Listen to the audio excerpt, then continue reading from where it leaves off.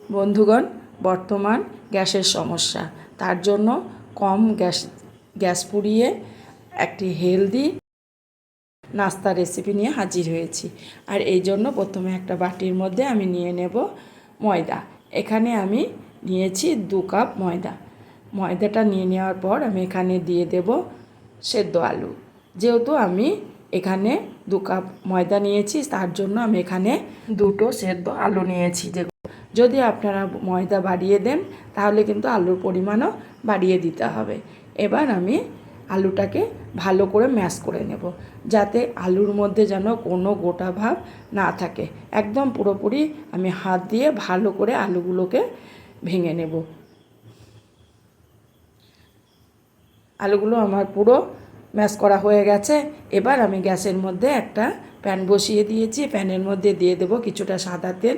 তেলটা দিয়ে দেওয়ার পর তেলটা গরম হলে আমি অল্প একটু দিয়ে দিলাম গোটা জিরে, আর দিয়ে দেব আমি 2টো শুকনো লঙ্কা, আর দেব আমি একটা মিডিয়াম সাইজের পেঁয়াজ। এবার এগুলোকে আমি ভেজে নেব। যেমন আমরা বেরেস্তা ভাজি ঠিক সেইভাবে পেঁয়াজগুলোকে গোল্ডেন ব্রাউন করে আমি ভেজে নেব।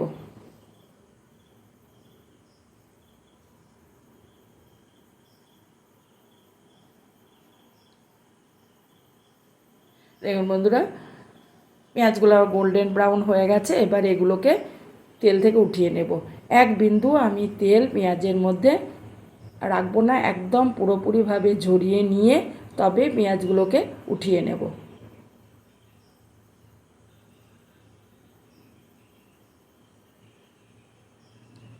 এবার পেঁয়াজটাকে পুরোপুরি ঠান্ডা করে নেওয়ার পর যে আলুটাকে আমি ময়দার সঙ্গে ম্যাশ করে রেখেছি, সেখানে এই পেঁয়াজটাকে ঠান্ডা করার পর আমি ভালো করে ম্যাশ করে নেব হাত দিয়ে, যেন কোনো লঙ্কাগুলো বা পেঁয়াজগুলো ভালোভাবে এই ময়দার সঙ্গে মিশে যায়।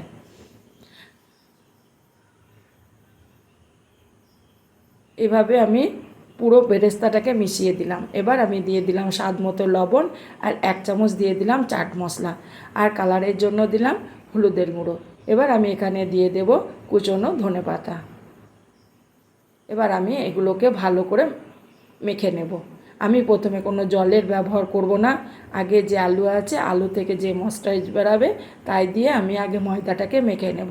যদি জলের প্রয়োজন হয় তাহলে কিন্তু আমি পরে ব্যবহার করছি। দেখুন বন্ধুরা, একটু টাইট টাইট লাগছে, তার মানে রুটিটা আমার সফট হবে না।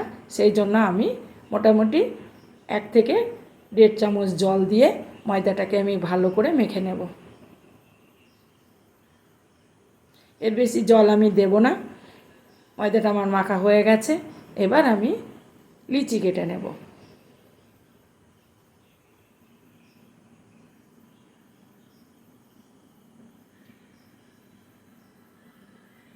একই সাইজের লিচিগুলো আমি কেটে নেব। মোটামুটি আমার 6টা লিচি হয়েছে। এবার এগুলোকে আমি বেলে নেব। একটা পিঁড়ে নিয়ে নিলাম, পিঁড়ের উপরে একটু আটা ছড়িয়ে দিয়ে এই পরোটাগুলোকে আমি বেলে নেব। খুব কম সময়ের মধ্যে, অথচ খুব কম গ্যাস পুড়িয়ে এই হেলদি রেসিপিটি অল্প সময়ের মধ্যে হয়ে যায়। খেতে কিন্তু বাচ্চা থেকে বড় সবাই কিন্তু ভীষণভাবে পছন্দ করে। দেখুন বন্ধুরা, আমি এইভাবে পরোটাটাকে তৈরি করে নিলাম। এবার এটাকে আমি রেখে দেব। আবারও আমি একটা ঠিক একইভাবে পরোটা বেলে নেব।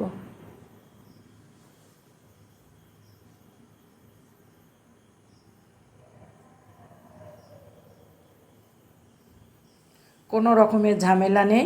অফিসে কিংবা স্কুলের টিফিনে আপনি খুব কম সময়ের মধ্যে তৈরি করে টিফিন বক্সের মধ্যে দিয়ে দেন, বাচ্চারা খুব মজা করে খাবে। আর সঙ্গে দিয়ে দেবেন একটু টমেটো কেচাপ।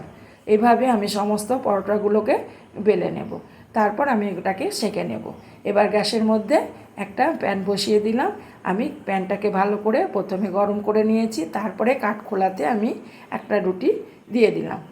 এই শুকনো অবস্থায় আমি রুটিটাকে ভেজে নেব, তাতে তেলের পরিমাণটা কম লাগবে। এপিট ওপিট করে আগে আমি পরোটাটাকে ভালো করে ভাজবো। এই শুকনো অবস্থায় কোনো রকম তেলের ব্যবহার এখন আমি করব না। এপিট ওপিট করে মোটামুটি অর্ধেকের বেশি আমি এটাকে ভালো করে ভেজে নেব। দেখুন বন্ধু, এতে তেলের পরিমাণ খুবই কম লাগে। আমি হাফ চামচ দিয়ে দিলাম তেলটা দিয়ে দেওয়ার পর আমি এটাকে উল্টিয়ে পাল্টিয়ে দিয়ে দেব। উল্টিয়ে দেওয়ার পর আমি এখানে দিয়ে দিলাম আবারও হাফ চামচ তেল। এবার এটাকে আমি উল্টিয়ে পাল্টিয়ে সেঁকে নেব।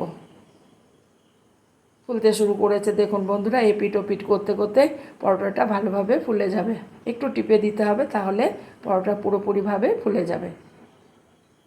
এইভাবে আমি অল্প গ্যাস দিয়ে এই হেলদি টিফিনটিকে বানিয়ে নেব। এটা আমার তৈরি হয়ে গেল। আবারও আমি একটা ঠিক একই ভাগে প্রথমে শুকনো খোলার মধ্যে দিয়ে দেব। তারপর আমি ভালো করে এটাকে ভেজে নেব।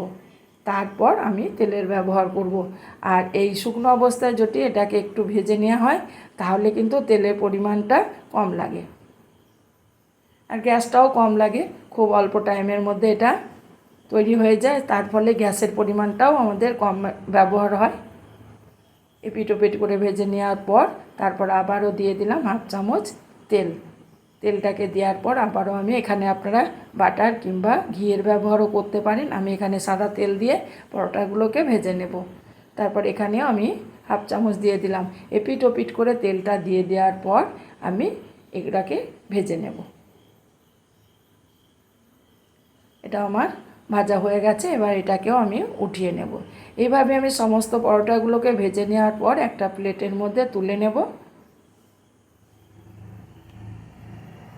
তারপর আমি এগুলোকে ব্রেকফাস্টের জন্য কিংবা টিফিনের জন্য দিয়ে দেব। দেখুন বন্ধুরা, যেমন সফট তেমনি কিন্তু একদম